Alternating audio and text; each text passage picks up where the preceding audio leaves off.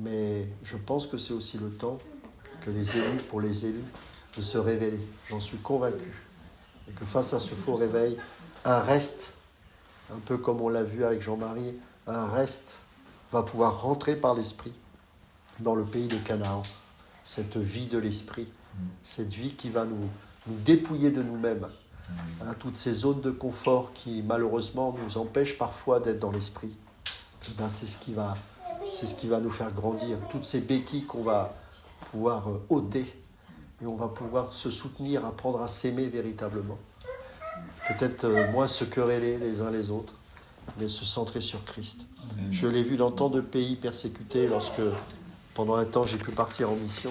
J'étais toujours surpris de voir que lorsque c'est la persécution, on ne regarde plus trop s'il y a un pope, s'il y a un protestant, s'il y a un évangélique.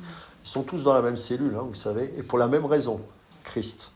Et là, on se dit, mais s'il faut aller dans une cellule pour comprendre que ce qui compte, c'est Christ, alors qu'il en soit ainsi, hein, qu'est-ce que vous voulez que je vous dise ? Toujours est-il que, concernant le témoignage, je ne sais pas si je vous l'ai raconté, j'étais parti à Brașov en Roumanie et un missionnaire américain était... vous savez, les Américains aiment bien apporter, parce qu'ils ont toujours la solution, les Américains, donc ils viennent là-bas apporter soi-disant une solution. Et ce missionnaire américain était tellement touché parce qu'il avait vu qu'il y avait une très grande église souterraine pendant toute la période de Ceausescu. Et il disait, mais en fait, j'ai rien à leur apporter. Et il était d'une grande humilité parce qu'il s'est placé sous le pasteur, qui était un pasteur français d'ailleurs, qui était missionnaire depuis pas mal d'années là-bas. Et il a dit, non, moi je vais être au service des frères et sœurs. Et pendant toutes ces années, il avait récolté le témoignage de tous ceux qui avaient été dans les camps et dans les prisons à cause de leur foi, comme Richard Van Brand, vous avez certainement entendu parler, pendant la période de Ceausescu. Et il nous a invités dans sa vidéothèque et il nous a fait parcourir quelques films de témoignages de ces gens qui ont vécu la persécution et qui ont vécu toutes ces années en prison. Et il y a un témoignage qui m'a interpellé, c'est celui d'un pope. Les popes, c'est les prêtres orthodoxes. Et il n'avait plus qu'un œil, parce qu'en fait, il avait été infecté de la gangrène d'un œil, et il a dû se l'arracher lui-même en prison. Et ce qui m'a frappé chez cet homme, c'est qu'il brillait. Vraiment. Et il n'y avait pas de jeu de lumière, hein. Il brillait vraiment. Et quand on lui pose la question, qu'est-ce que vous retenez de ce moment-là ? Il disait, j'aimerais tellement y retourner. C'est choquant d'entendre ça. Mais il disait, si vous saviez, je sentais la présence des anges dans la cellule. Et ça m'a toujours bouleversé quand je suis reparti de là, parce que moi, dans mon confort personnel, je prie, Seigneur, j'aimerais vraiment goûter des choses comme ça. Et quand j'ai entendu ce témoignage, j'ai dit, ah oui, d'accord. Et ces gens-là sont des témoignages pour nous. Et je crois qu'on a besoin de grandir dans cette soif de le connaître plus, mais ça peut que se faire, pas forcément en allant en prison, évidemment, mais au travers d'un dépouillement. C'est ça qui est important. Plus on est rempli de nous, moins on le voit. Plus on se vide de nous-mêmes, plus on le voit. C'est comme ça. Hein. Donc, on n'est pas obligé de prier pour qu'on aille en prison, mais on peut toujours prier, ça c'est dans la volonté de Dieu, qui nous dépouille de nous-mêmes. Voilà. Et ça, après, par quel moyen il procède, ça c'est lui qui fait. Mais c'est ça qui compte. Voilà, je ferme la parenthèse et je voudrais juste... Alors aujourd'hui, on est quoi ? On est dimanche, oui, évidemment. Et le lundi, c'est le lundi de quoi ? Pentecôte. Alors c'est quoi la Pentecôte ? Question. Je vous pose la question, d'après vous, c'est quoi la Pentecôte ? Brièvement, hein, si... à part si vous me dites c'est un jour férié, je suis d'accord, mais bon. Est-ce que vous avez une idée ?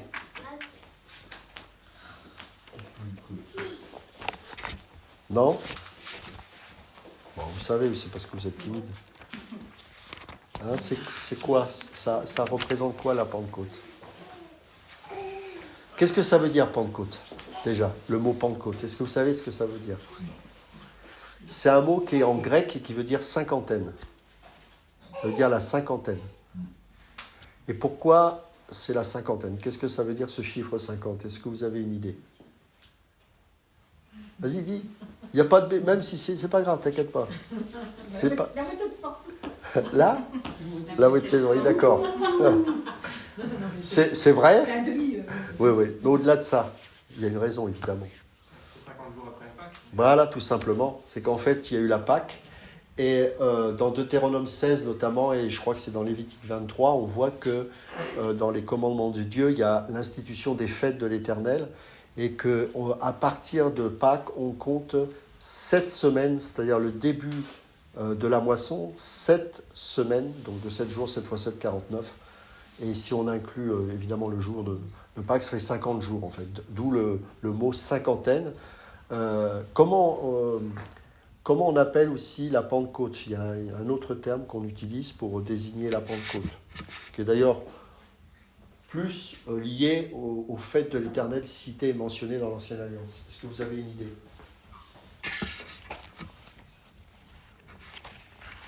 Je vous dis ça parce qu'en fait, connaître le mot va vous permettre de comprendre un petit peu la signification pour nous aujourd'hui, parce qu'évidemment, sous l'Ancienne Alliance, c'est bien, mais les fêtes sont abolies, mais elles ont une signification spirituelle et une portée spirituelle pour nous aujourd'hui, bien évidemment. En fait, c'est la fête des... Bon, on en a parlé, 49, 7 x 7, la fête des semaines, tout simplement. Donc, c'est la fête des Israélites.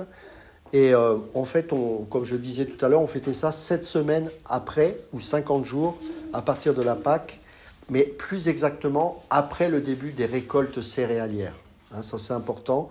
On voit ça plus exactement, si vous voulez retrouver les références, dans Lévitique chapitre 23, verset 15, et Deutéronome chapitre 16, verset 9, jusqu'au verset, je crois, 15 à peu près. Alors, ce mot apparaît plusieurs fois, mais pas que dans la Bible telle que les protestants la lisent. Hein. Vous savez qu'il y a des livres qui sont dits apocryphes par les protestants, et on retrouve ce terme également de Pentecôte, et il apparaît dans la littérature apocryphe. Pour information, si vous avez une Bible catholique, vous retrouverez ce mot dans ces passages, dans Tobie chapitre 2, verset 1, et 2 Maccabées, chapitre 12, verset 32, mais aussi dans les écrits de Flavius Joseph. Donc vous savez que c'était alors certains l'appellent historien, moi je dirais plutôt le journaliste de son temps. C'est grâce à lui que nous avons la description de la destruction du temple en 70 après Jésus-Christ. Je vous encourage à lire ce livre, c'est assez incroyable, parce que vous avez Flavius Joseph qui est le témoin visuel du massacre des Juifs dans Jérusalem. Et donc vous savez qu'il y a l'empereur romain qui a envoyé son armée, et il y a eu un siège de 2 ou 3 ans, je ne sais plus exactement, à Jérusalem, et donc ça a été un véritable massacre. On dit que plus d'1 million de Juifs sont morts pendant cette guerre, et Flavius Joseph a assisté à ça, et donc il a écrit un livre qui s'appelle « La guerre des Juifs », où il raconte en détail ce qui s'y passait. C'est très intéressant pour nous, parce qu'il y a certains faits, pour ceux qui nient que la Bible est vraie et que ce qui s'est passé est faux, on a beaucoup de choses qui sont citées dans la Bible et que l'on retrouve dans ce livre de la guerre des Juifs. Il mentionne également brièvement le Christ. Il a fait un autre ouvrage qui s'appelle, alors celui-là je ne l'ai pas lu, mais qui s'appelle « Antiquité judaïque ». Et c'est dans ce livre-là qu'on trouve le terme Pentecôte. D'accord ? On le retrouve évidemment dans le Nouveau Testament, plusieurs fois. On va le lire tout à l'heure parce que ça va être le passage clé de ce message ce matin. Dans Actes chapitre 2, verset 1, au chapitre 20, verset 16, et 1 Corinthiens chapitre 16, verset 8. Et donc, la mention des 50 jours que je vous citais tout à l'heure, ça provient tout simplement du livre de Lévitique au chapitre 23 et au verset 16. Alors, il faut savoir, et ça c'est important, que la Pentecôte, c'est l'une des 3 principales fêtes israélites. Une de celles où tous les hommes devaient se présenter devant l'Éternel au sanctuaire. C'est-à-dire que vous avez des fêtes, par exemple la Pâque, où c'est le souverain sacrificateur qui vient et qui sacrifie pour le peuple. Ces 3 fêtes-là, dont la Pentecôte ou la fête des semaines, c'est une fête de pèlerinage pour tout le peuple. Et pour la signification spirituelle, c'est important de comprendre que ces 3 fêtes-là, et particulièrement celle de la Pentecôte, elle était réservée pour tout le peuple qui offrait des sacrifices. Et c'était un temps de réjouissance. Pourquoi ? Parce que c'était le temps de la récolte, bien évidemment. C'est la moisson. On appelle ça, en fait, des fêtes de pèlerinage. Pourquoi ? Parce que, justement, tout le monde se retrouve pour sacrifier en l'honneur de notre Seigneur et pour les bénédictions qu'il apporte pour les moissons de la terre, quoi, en fait. Les deux autres fêtes, pour indication, c'est la fête des pains sans levain et la fête des tentes. Hein. Alors la fête des semaines venait à la fin de la période des moissons, et elle s'achevait avec celle du blé qui avait lieu au printemps. Alors, évidemment, on voit ça dans Deutéronome chapitre 16, verset 12, où ce passage invite les Israélites à se rappeler à l'occasion de cette fête qu'ils ont été esclaves en Égypte. Elle n'a pas de lien particulier avec un événement important de l'histoire d'Israël. Contrairement à la Pâque ou à la fête des tentes. La fête des Pâques, la fête de la Pâque, c'est aussi une fête quelque part d'un peuple qui va devenir une nation et qui va être libéré. D'accord ? Donc là, c'est vraiment une fête, j'ai presque envie de dire, agricole en fait. Hein. C'est vraiment dans ce sens-là qu'il faut le prendre. C'est pour ça que même si les fêtes ont toutes une portée spirituelle, celle-ci, elle est dénuée de tout intérêt étatique, quelque part. Et on verra que ça a son importance, puisque les prophéties, notamment annoncées dans Joël, nous montrent que, s'il nous est parlé de moisson, il y a certainement un lien avec son peuple, et il y a certainement une portée d'autant plus spirituelle qu'aujourd'hui, évidemment, on ne va pas faire une fête juste pour les moissons, même si on a le droit de le faire, bien évidemment. L'Ancien Testament établissait déjà un lien entre les bénédictions agricoles liées à la pluie et à une bonne moisson, et les bénédictions spirituelles découlant de l'effusion de l'Esprit. Parce que mes amis, quand je vous ai posé la question pour vous, quelle est la portée de la Pentecôte, vous auriez dû me répondre, c'est l'effusion de l'Esprit. C'est très important. C'est-à-dire que la fête en elle-même n'a pas de portée pour nous aujourd'hui si on n'y voit pas une signification spirituelle. Et Joël 2 et Joël 3 l'avaient annoncé. Et quand Pierre va faire son premier discours dans Actes chapitre 2, il va utiliser les prophéties de Joël durant cette Pentecôte. Donc on va le développer ça tout à l'heure. C'est Joël chapitre 2, versets 21 et 27 que Pierre va citer, et aussi Joël chapitre 3, versets 1 à 5.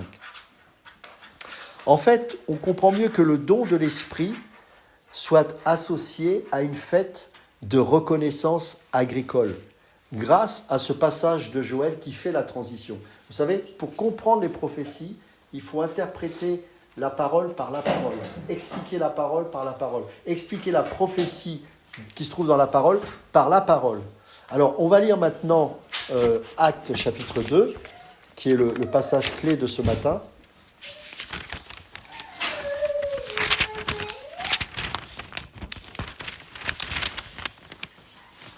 On va prendre à partir du verset 1.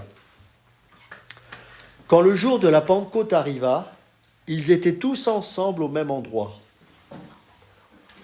Alors pourquoi ils étaient tous ensemble au même endroit ? Parce que Jésus, notamment dans l'acte 1, avait dit qu'ils devaient se retrouver ensemble et d'attendre quelque chose. D'attendre quoi ?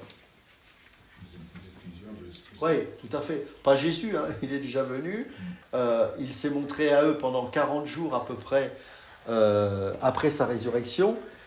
Et puis, il y a un ange qui a dû même les reprendre en disant « Mais ne regardez pas là-haut, parce que maintenant, il va se passer quelque chose.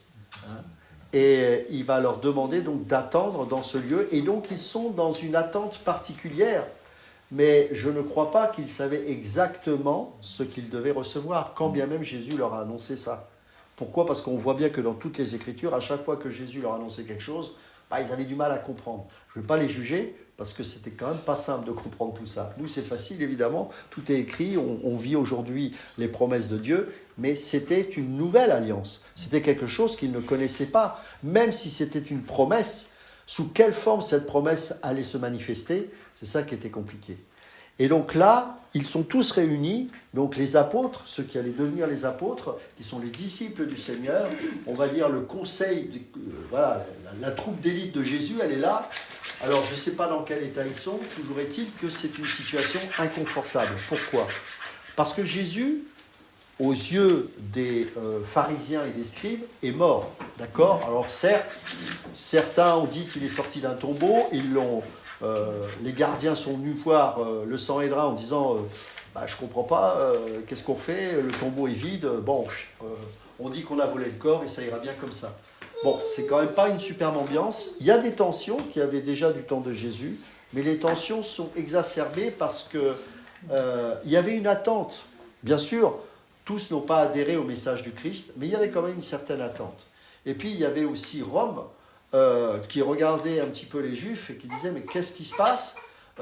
Il ne faut pas que ce peuple-là se rebelle contre nous. Et on sait que déjà, il y avait des partis zélotes qui, avant même que Jésus vienne sur cette terre, étaient en train de vouloir créer une révolution. Donc, il y avait une certaine tension. Et puis, il y avait aussi une grande dépression parmi ceux qui s'imaginaient que Jésus allait chasser les Romains, qu'il avait déjà commencé à faire plein de miracles, donc on ne comprenait plus rien. Qu'en était-il de ce prophète qui nous annonçait tant de belles choses ? Et puis, il y a les disciples qui, eux, sont convaincus maintenant qu'il est le Messie. Mais comment on va faire maintenant ? Et vous savez, j'ai envie de vous dire, et je le vis personnellement, mais dans le cadre du travail, mais ça me parle spirituellement, ne croyez pas que le Seigneur va vous donner un plan d'action. Ça ne marche pas comme ça. Et trop souvent, et c'est humain, on a tendance à vouloir faire les choses de manière programmable, avec nos capacités, en oubliant que Dieu nous a donné des dons de l'esprit d'ailleurs, avec nos capacités, et puis, il faut reconnaître, ça ne marche pas, et tant mieux, parce que si ça marche, ça veut dire que c'est pas le truc, c'est pas de Dieu, quoi. Mais il faut comprendre que Dieu, il parle souvent comme ça, c'est un peu mystérieux, il nous demande de marcher par la foi, mais il ne va pas nous prendre, on n'est pas que des bébés, à un moment donné on grandit, et il ne va pas nous dire tu vas faire ci, tu vas faire ça, ça peut arriver.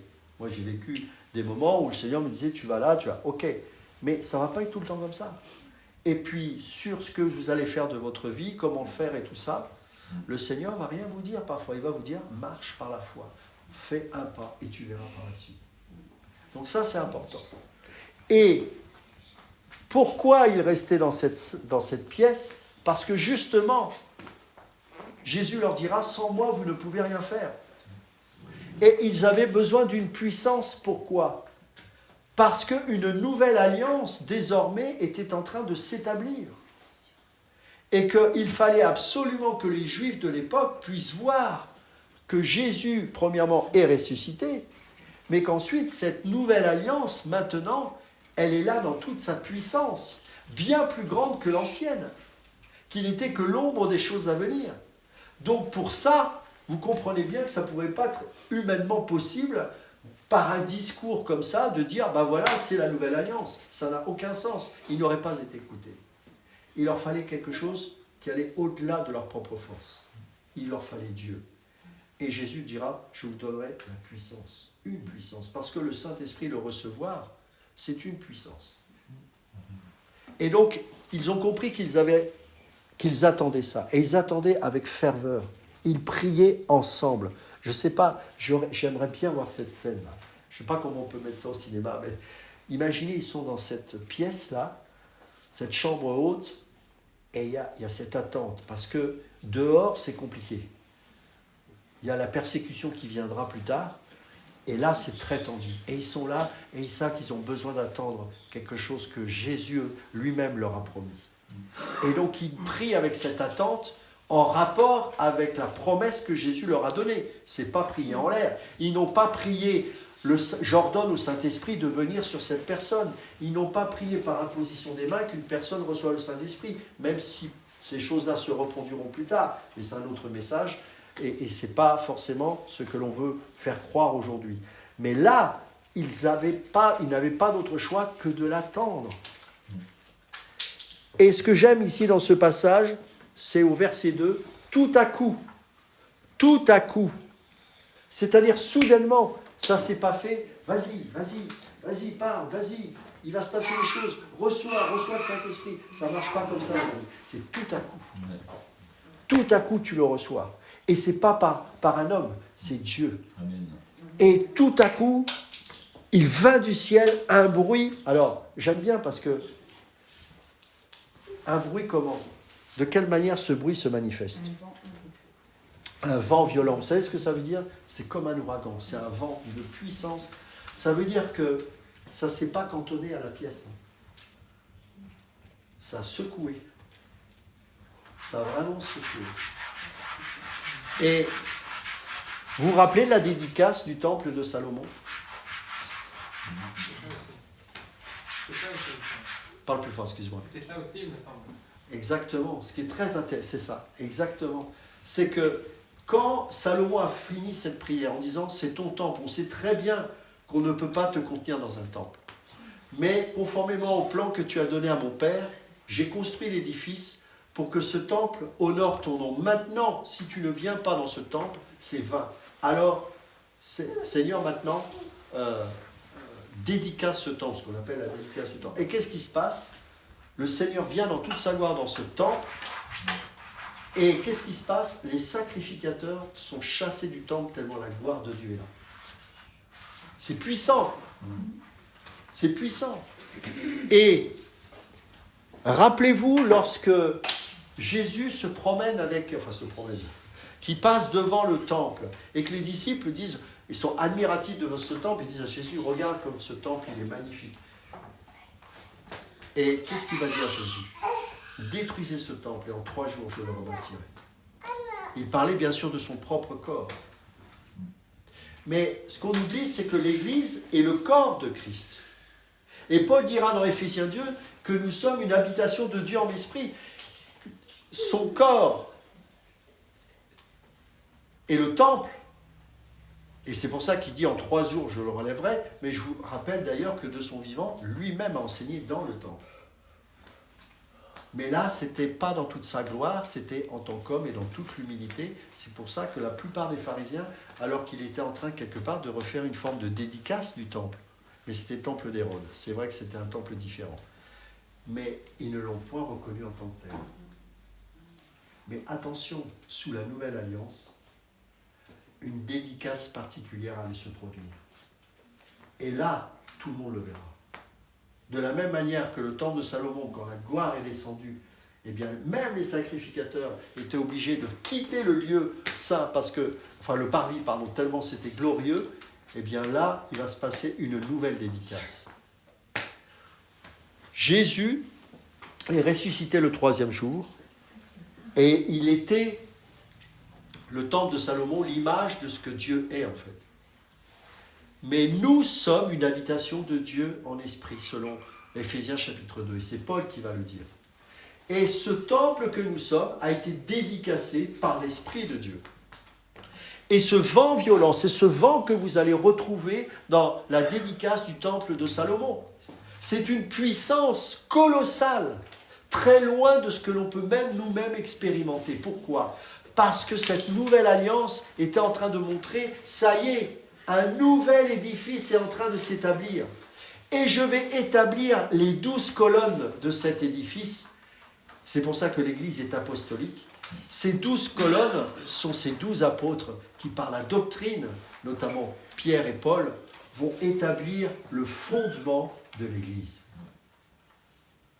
Et qu'est-ce qui va être le repère et le niveau de l'Église? C'est Christ qui est la pierre angulaire. La pierre angulaire, à l'époque, ça servait de niveau pour fabriquer un bâtiment et pour que le mur soit droit. Il fallait que la pierre angulaire soit le repère afin que toutes les autres pierres qui vont se succéder puissent s'aligner sur cette pierre angulaire afin que le mur soit droit. C'est-à-dire que l'Église, elle a pour fondement Christ, fondement ou surtout pour niveau et repère Christ, c'est la base. Vous enlevez la pierre angulaire, tout s'écroule. Mais il y a aussi une chape dans le bâtiment, une dalle, un fondement.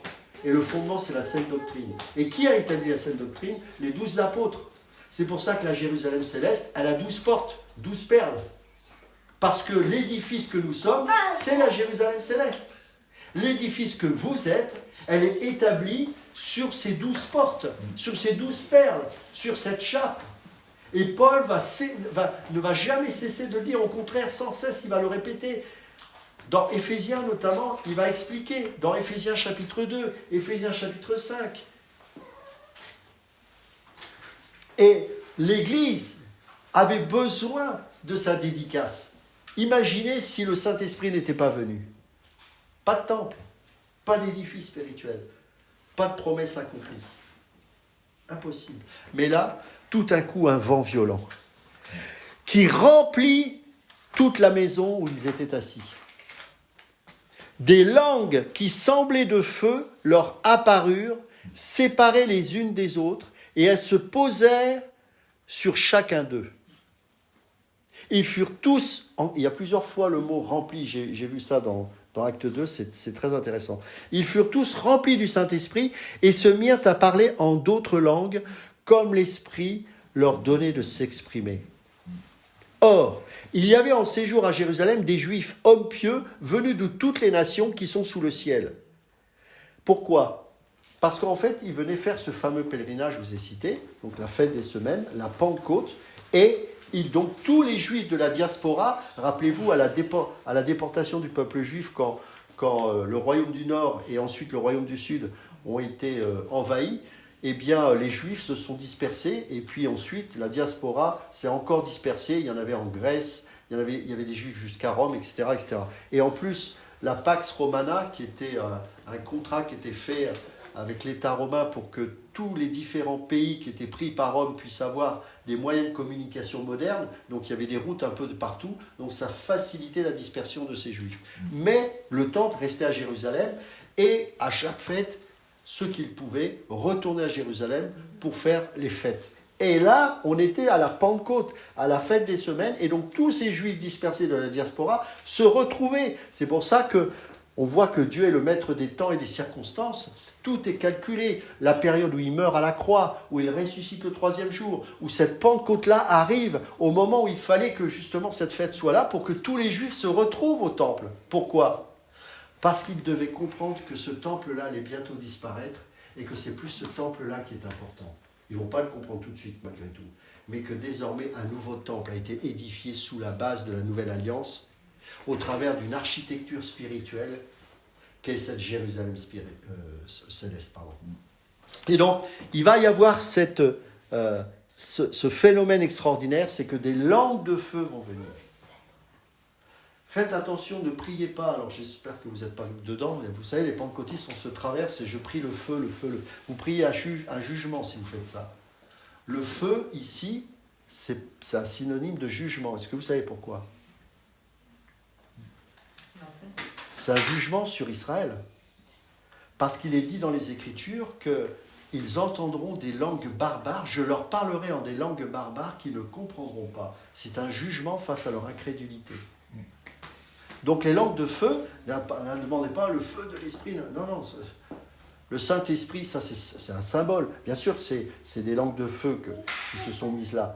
Mais ils se sont mis à parler en plein de langues étrangères pour justement les Juifs de la diaspora puissent entendre le message que Pierre va prêcher et les louanges que tous les disciples vont parler alors qu'ils sont juifs et qu'ils sont hébreux et qu'ils ne connaissent pas les langues qu'ils sont en train d'exprimer.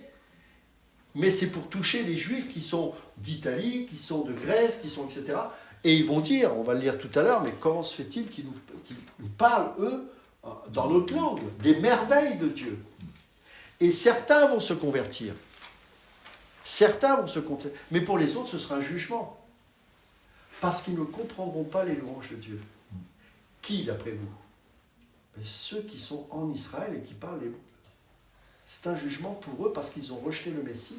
Et donc, ils ne comprendront pas les merveilles de Dieu parce que pour eux, c'est un jugement.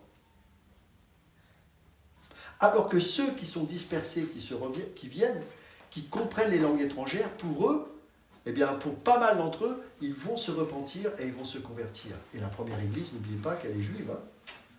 Enfin, d'origine juive, on va dire. Donc, c'est un jugement. Et autre chose, ça fait référence à un autre événement. Qu'est-ce qui s'est passé à la tour de Babel ? Une confusion de langage. Qu'est-ce qui s'est passé ? Le peuple a décidé de bâtir un temple. Et il est même dit dans la parole, si nous les laissons faire, ça va marcher. Qu'est-ce qui va marcher ? D'atteindre Dieu par leur propre religion. C'était ce qu'on appelle une ziggourate. Il y en a chez les Sémuriens, on a retrouvé beaucoup de ziggourates, des tours en argile. C'est pas de la pierre, c'est de la brique. Et ça vient de la main de l'homme. Nous sommes établis sur de la pierre, pas sur de la brique. La brique, c'est un matériau humain, pas la pierre. Et ils vont établir cette ziggourate le plus haut possible. Et ça, c'est l'orgueil de l'homme qui veut s'élever jusqu'à Dieu. La conséquence de cela, il descend, ils confondent leur langage, et là, c'est le début où les gens vont se disperser et vont plus se comprendre entre eux parce qu'ils vont parler différentes langues. C'est un jugement. Mais ici, c'est un autre jugement presque inversé, c'est-à-dire que les Juifs, pas de la diaspora, mais de Jérusalem, les scribes, les pharisiens, ne vont pas comprendre ce qui se passe. Ce sont ceux qui ont été méprisés et qui viennent de la diaspora qui, eux, vont comprendre les merveilles de Dieu. Confirmant que dans la Nouvelle Alliance, plus tard, Paul dira qu'il n'y a désormais ni homme, ni femme, ni juif, ni grec. Parce que nous sommes tous un en Jésus-Christ. Donc cette Pentecôte, elle est importante, mes amis. Parce que pour nous, c'est le point de départ de l'ouverture du royaume de Dieu, intronisé au travers de la Nouvelle Alliance. Et ce qui est extraordinaire ici, c'est que quand vous lisez le livre des Actes, vous voyez qu'il y a eu plusieurs détails. Vous savez, quand des gens disent la Nouvelle Alliance, elle a démarré quand ? Ça ne s'est pas fait comme ça. Elle n'a pas le démarrage, on va dire, ou l'impulsion est donnée, bien sûr, par la mort et la résurrection du Seigneur. Mais il y a eu plusieurs étapes. Il y a eu cette Pentecôte, et plus tard, il y aura la destruction du temple en 70 après Jésus-Christ, et qui n'est pas forcément mentionné dans le livre des Actes, forcément, mais ça fait partie, car c'est à partir de là que véritablement cette nouvelle alliance va pouvoir s'expérimenter, parce qu'on n'aura plus besoin d'aller adorer dans un temple physique. Vous comprenez ? Mais ça, le Seigneur, c'est le plus grand des enseignants, il le fait de manière progressive, bien évidemment.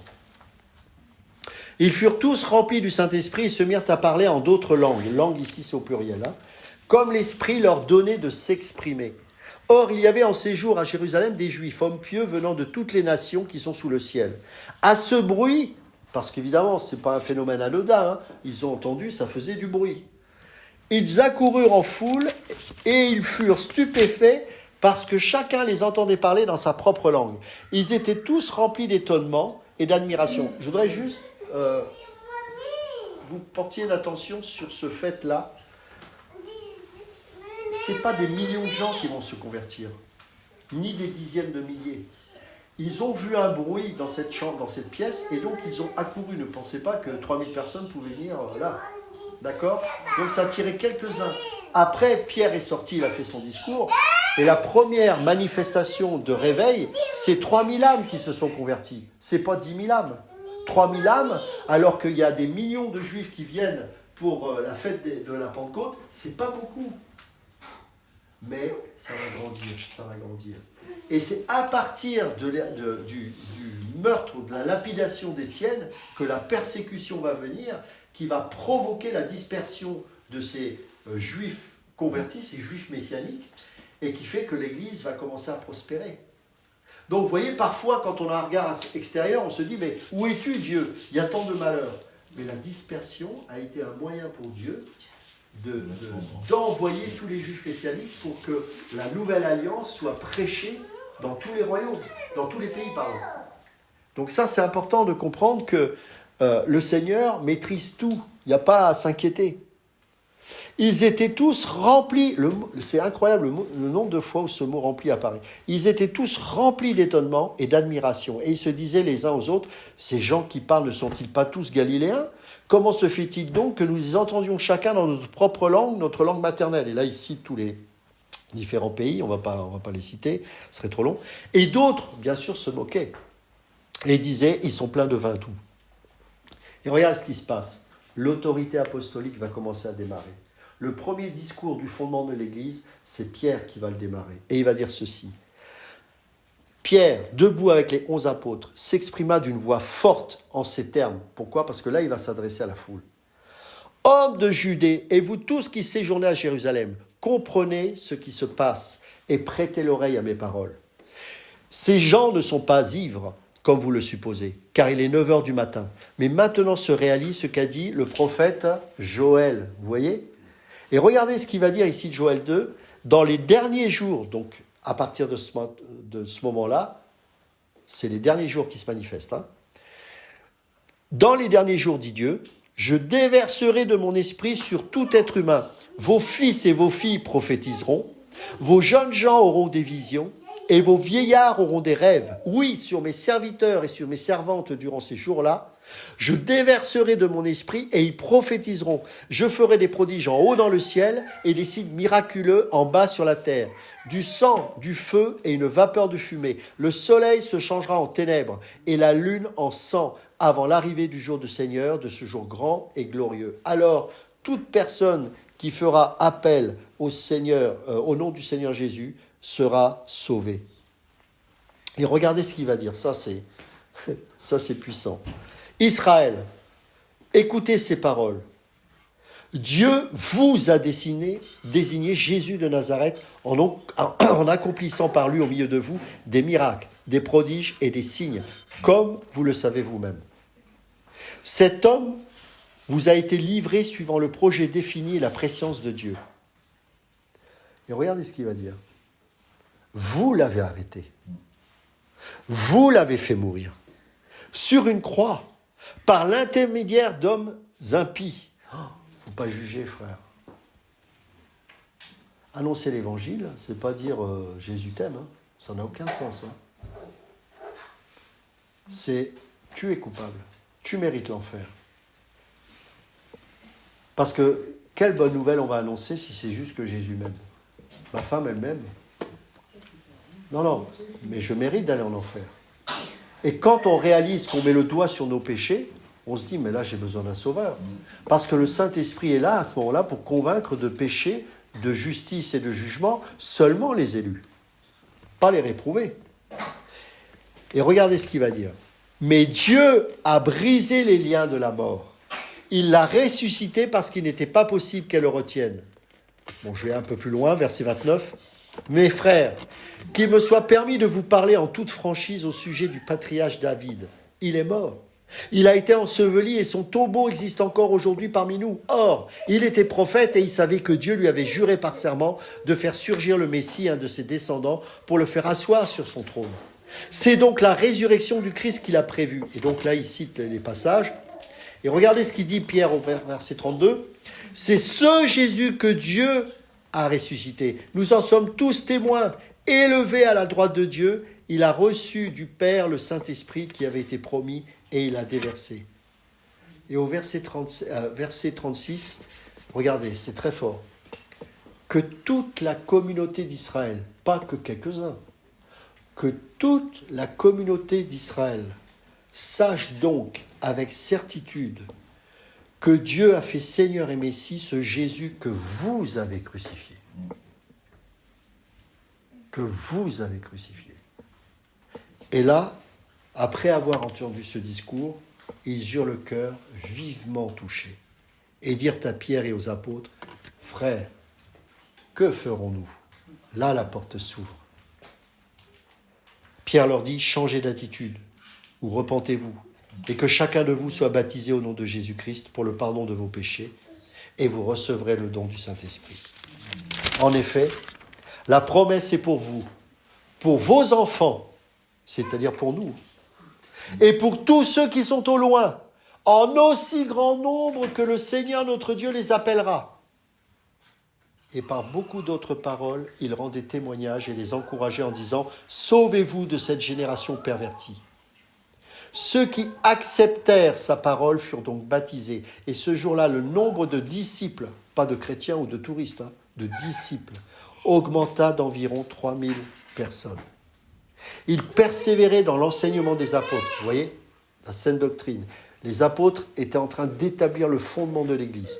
Et donc, ils persévéraient dans l'enseignement. C'est pour ça qu'ils, rappelez-vous, à un moment donné, ils disent, bon, il n'est pas bon que nous aussi, on soit préoccupés à servir aux pauvres la soupe. Nommons des diacres, comme Étienne et Philippe, etc., et que nous puissions nous concentrer sur l'enseignement. Ce n'était pas du mépris ou de l'orgueil, c'est parce qu'ils savaient qu'ils étaient là pour établir le fondement apostolique de l'Église. Et donc ils devaient se préoccuper exclusivement d'enseigner. D'enseigner quoi? Évidemment, Jésus-Christ. Et là, on voit que ceux qui étaient convertis, ils se retrouvaient dans cette pièce, ou ailleurs, je ne sais pas, et ils persévéraient dans l'enseignement des apôtres, dans la communion fraternelle, dans la fraction du pain et dans les prières. Voilà, tout. L'Église, vous voulez chercher, c'est ça. C'est rien d'autre. On veut faire du social, communion. Pourquoi? Parce que la communion, quand quelqu'un est dans la galère, on l'aide. Alors, j'ai rien contre les œuvres sociales, c'est super, il faut bien qu'on fasse. Mais ce que je veux dire par là, c'est que si l'Église fonctionne correctement, on s'aide. Et la persécution permet justement d'expérimenter encore plus l'Église. Et on se réunit autour de la parole. C'est pas moi je pense que, c'est qu'est-ce que Dieu pense. Et comment moi je peux caler ma vie avec les pensées de Dieu. Donc il y a besoin des enseignants, il y a besoin des anciens, il y a besoin de diacres, il y a besoin etc. Il y a aussi besoin de dons, il y a de plein de choses pour que justement l'Église puisse grandir. Mais au travers de Dieu et du travail de l'Esprit dans nos vies. C'est des dons spirituels. Chaque jour, avec persévérance, ils se retrouvaient d'un commun accord au temple. Alors évidemment, il y avait encore le temple. Ils rompaient le pain dans les maisons et ils prenaient leur nourriture avec joie et simplicité de cœur. Ils louaient Dieu et avaient la faveur de tout le peuple. Le Seigneur ajoutait chaque jour à l'Église ceux qui étaient sauvés. C'est pas les âmes, c'est pas les prédicateurs qui ajoutaient, c'est le Seigneur qui ajoutait. Amen. Grande différence. Sinon, on va faire des faux disciples. Et c'est pour ça qu'on est aujourd'hui dans une telle situation. C'est le Seigneur. On prêche, on sonne de la trompette, comme on dit, et puis c'est tout. Après, c'est l'affaire de Dieu. Donc, c'est important de comprendre qu'à partir de ce moment-là, la nouvelle alliance va commencer à prendre forme. Il y aura ensuite le martyre d'Étienne qui va amener la persécution et qui va faire que les Juifs messianiques vont se disperser. Et là, il va y avoir l'Église qui va commencer à être un peu missionnaire, on va dire. D'accord ? Et puis, bien sûr, va se produire ce jugement de Dieu qui était malheureusement prophétisé depuis bien longtemps, qui est la destruction du temple et le massacre à Jérusalem. Et à partir de là, il n'y a plus besoin d'aller à Jérusalem, puisque le temple n'avait plus lieu d'être, puisque désormais, Paul dira, un nouvel édifice est maintenant réalisé, conformément aux promesses qui étaient dites sous l'ancienne alliance. Et donc Paul va dire ceci dans Éphésiens chapitre 2.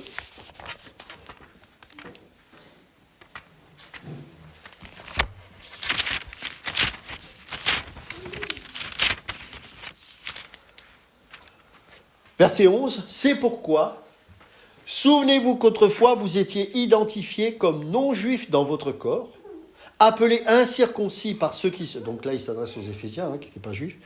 Incirconcis par ceux qui se disent circoncis et qui le sont dans leur corps par la main de l'homme. Souvenez-vous qu'à ce moment-là, vous étiez sans Messie, exclus du droit de cité en Israël, étrangers aux alliances de la promesse, sans espérance et sans Dieu dans le monde.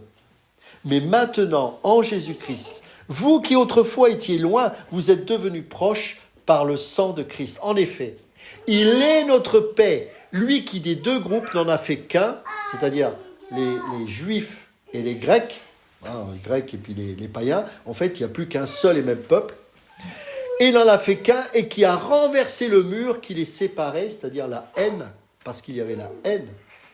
Les Juifs détestaient les étrangers, parce qu'ils n'étaient pas élus.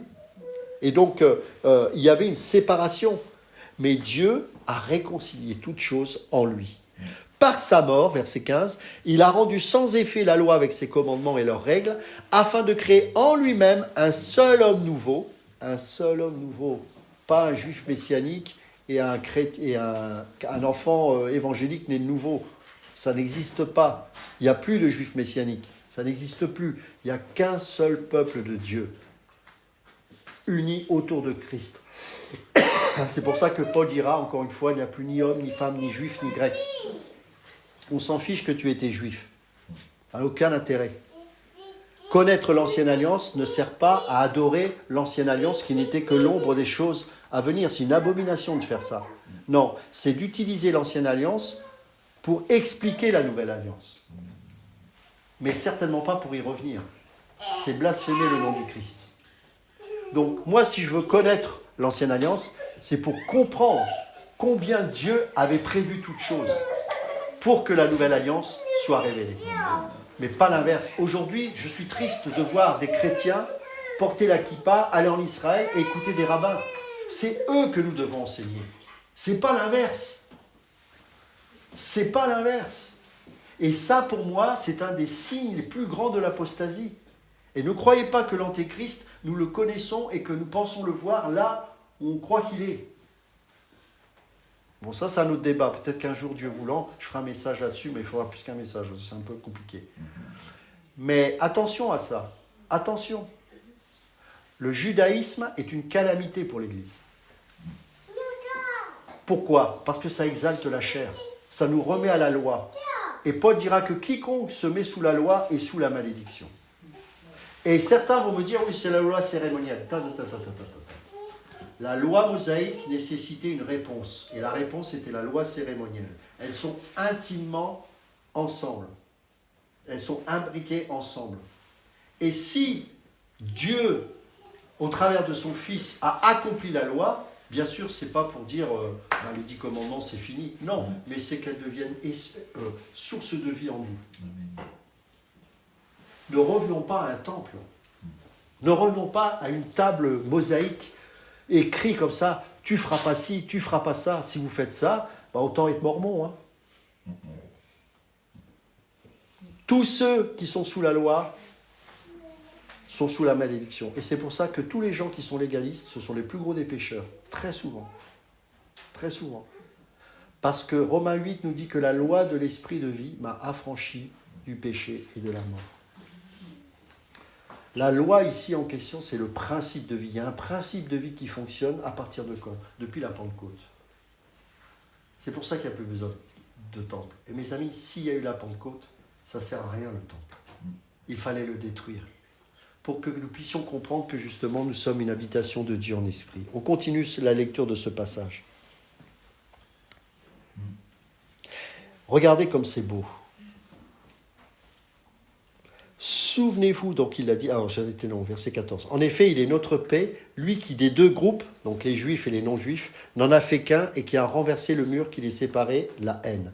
Par sa mort, il a rendu sans effet la loi avec ses commandements et leurs règles. Vous entendez ? Il a rendu sans effet la loi avec ses commandements et leurs règles. Ça veut dire quoi ça ? C'est la puissance de la loi qui nous pousse, justement. La loi est bonne, hein ? Mais parce que notre cœur est mauvais, eh bien, nous tendons, parce qu'on nomme les choses. La loi nomme. On peut se cacher sans la loi. Il y a la conscience qui peut nous reprendre. Mais on n'a pas tous le même niveau de conscience. Parfois, il y a des gens qui ont une conscience complètement altérée. Donc, ce que nous, on peut appeler mal, l'autre, il ne va peut-être pas s'en rendre compte, parce qu'il est encore plus dans le mal. Et donc, à partir du moment où la loi se manifeste, paf, l'esprit nous donne un éclairage, tac. Mais si on reste sous la loi, on se dit, je suis maudit. Parce que la loi n'apporte pas la vie. Elle amène la condamnation. Tu dois mourir. Et donc, elle est faite pour que tu te tournes vers la vie. Seigneur, aide-moi. Parce que la loi, à chaque fois, elle revient à la charge parce qu'elle me montre coupable. Oh, je vais essayer de faire bien. Coupable. Ah, mais demain, j'irai mieux. Coupable. Qui me délivrera de ce corps de mort ? Romains 7. Mais grâce soit rendue à Jésus-Christ. Car la loi de l'esprit de vie m'a affranchi ou m'a libéré de la vie et de la mort. Cette mort sans cesse qui me revient, parce que quand je suis sous la chair, malheureusement, la loi réapparaît. Ce n'est plus moi qui vis, c'est Christ qui vit en moi. Je suis crucifié, je suis mort, mais ressuscité avec Christ. Il n'y a plus aucune condamnation pour ceux qui sont en Jésus-Christ. Amen. C'est ça la Pentecôte. C'est pas le Shabbat Manama, ça n'a rien à voir. C'est l'esprit en nous qui atteste que désormais une nouvelle loi est entrée dans mon cœur. Un principe de vie. L'arbre de la connaissance du bien et du mal ne régit plus ma vie. C'est l'arbre de la vie éternelle. Et désormais, je peux, au travers de l'esprit, manifester ses fruits. l'amour, la joie, la paix, la patience, la bonté, la bienveillance, la douceur, la fidélité, la maîtrise de soi, toutes ces choses. Alors vous allez me dire, ah oui, mais alors je suis loin d'être chrétien. T'inquiète pas, Dieu s'en occupe. Amen. Il s'en occupe. Tu as du mal avec la patience, il va te mettre un directeur compliqué. Et je sais aussi de quoi je parle. Voilà, il s'en occupe. Et comme tu es un enfant né de nouveau, et que si tu te tournes véritablement... Parce que quand on appartient à Dieu, dès qu'on marche dans la chair, on voit qu'on ne s'en sort pas. Mais comme on a l'esprit qui soit est attristé, soit nous alerte, eh bien on se dit, Seigneur, pardonne-moi, j'accepte. J'accepte, aide-moi parce que je n'en ai pas la capacité. Et à partir de ce moment-là, il se produit le miracle. Dieu transforme. Romains chapitre 12, versets 1 et 2, « Soyez transformés par le renouvellement de votre intelligence, afin que vous discerniez ce qui est bon, agréable et parfait. » Soyez transformés, le mot en grec c'est métamorphoa. C'est fort, métamorphose. Goldorak, go. Bon, il n'y a pas qu'à vu Goldorak et les jeunes, ils me regardent, c'est qui celui-là? C'est un super-héros qui se transforme. Bon, c'est pas grave. Ah, tu connais, bon, ça va alors. Mais c'est ça, soyez transformés. C'est un processus de transformation. Et ça ne se fait pas comme ça. La nouvelle naissance, c'est quelque chose qui agit dans un désert où la chair est encore vivace. Et à un moment donné, nous devons rentrer dans ce pays promis pour vivre les promesses de l'Esprit. Et à un moment donné, on est libéré de plus en plus de nous-mêmes. Et là, ça commence à être merveilleux. Là, ça commence à être merveilleux. On se dit, c'est fou. Il y a peut-être 2 ans, j'aurais eu une dépression par rapport à cette situation. Et aujourd'hui, je suis dans la joie.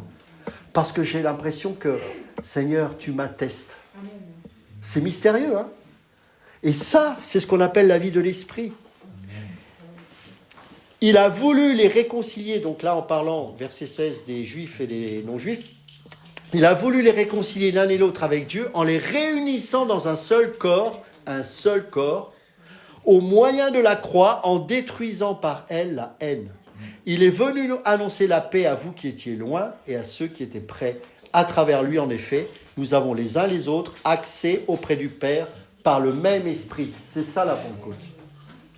Ainsi donc, voici maintenant l'introduction du nouveau bâtiment de la nouvelle alliance. Ainsi donc, vous n'êtes plus des étrangers, ni des résidents temporaires. C'était temporaire ce temple. Vous êtes au contraire concitoyens des saints, membres de la famille de Dieu. Vous vous rendez compte? Les Juifs haïssaient les étrangers. Et en plus, parfois, ils avaient raison, parce que c'était le seul pays monothéiste, enfin le seul peuple monothéiste, c'était les Juifs. Et quand tous ces gens et tout le mal qu'ils ont pu faire, toutes ces nations barbares. Mais là, il dit, attendez, on va tout... Voilà. Toutes ces choses-là, c'était pour vous préparer à une autre dimension. Je détruis ce temple. Je vais créer un bâtiment spirituel. Et désormais, toutes ces guerres-là, eh bien, par mon esprit, vous allez devenir frères et sœurs. C'est-à-dire que l'incirconcis va être frère avec le circoncis.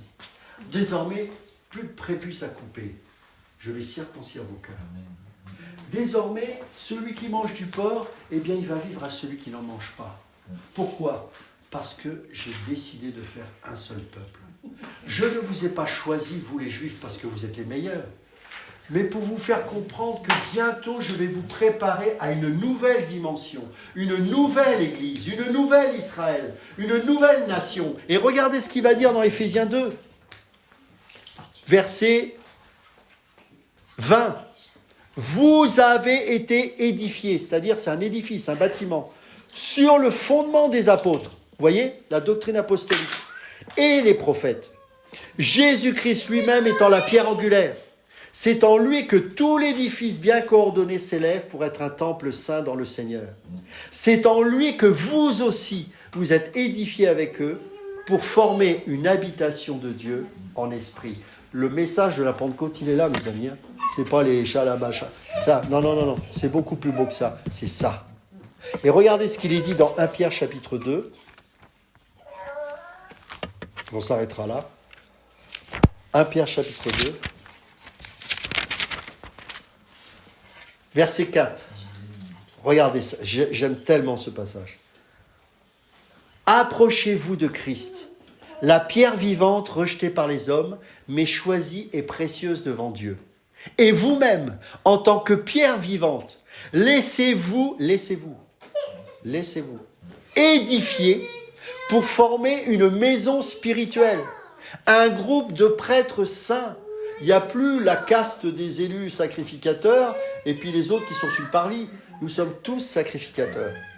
Un groupe de prêtres saints afin d'offrir des sacrifices spirituels que Dieu peut accepter par Jésus-Christ. En effet, il est dit dans l'Écriture, « Je mets dans Sion une pierre angulaire choisie précieuse, celui qui croit en elle n'en aura jamais honte. » Elle est donc précieuse pour vous qui croyez. Quant à ceux qui désobéissent, la pierre rejetée par ceux qui construisaient est devenue la pierre angulaire.